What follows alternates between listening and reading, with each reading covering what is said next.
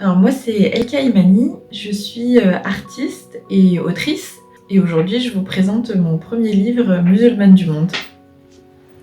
Il est là. En fait, faut savoir que moi j'illustre depuis que je suis toute petite et j'écris des histoires depuis que je suis toute petite.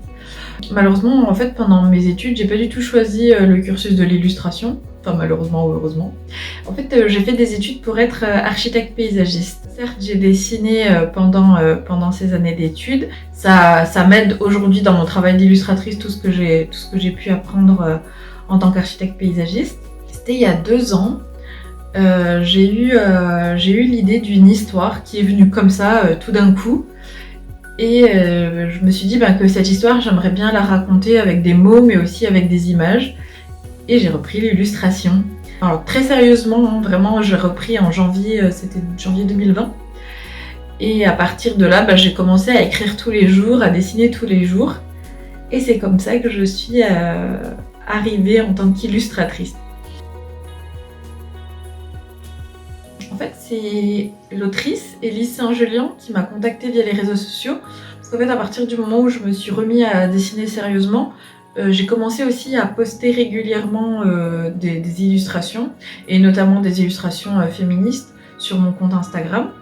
Et elle a vu mon travail. Et ensuite, à partir de là, elle avait déjà l'idée d'écrire Musulmane du monde. Elle avait déjà écrit pas mal de portraits de femmes. Elle m'a contactée, on a discuté du projet. Et moi j'étais tout de suite hyper emballée par l'idée parce que ça rentrait vraiment dans le genre d'histoire que j'ai envie de raconter. Et du coup j'ai réalisé une planche test pour elle parce qu'à l'époque on n'avait pas encore de maison d'édition. Et c'est avec cette planche test qu'on a pu démarcher des maisons d'édition jusqu'à ce que Face Cachée nous dise oui. L'idée principale, en fait, c'était de raconter des histoires dont on n'entend jamais parler et surtout qui viennent casser le cliché de la femme musulmane qu'on peut avoir en Europe, c'est-à-dire une femme qui fait pas grand-chose, qui est soumise, qui n'a pas de choix en fait sur son apparence ou qui est très contrainte finalement. Par le fait de sa religion, cette espèce de fantasme, c'est ça qu'on vient casser avec le livre parce qu'on présente 30 portraits et 30 portraits complètement différents les uns des autres. Le concept, c'est vraiment d'avoir un livre qui parle pas déjà de religion, mais qui parle de femmes musulmanes. Et ces femmes-là, elles sont pas juste des femmes musulmanes, en fait elles sont beaucoup d'autres choses. Elles sont féministes, elles sont engagées pour l'écologie, mais aussi pour les droits humains. Elles sont beaucoup de choses, et ce qu'on avait envie, c'était de montrer cette multiplicité des chemins pour inspirer la génération qui arrive et lui donner à voir que c'est possible d'avoir des rêves et que c'est possible de les réaliser jusqu'au bout.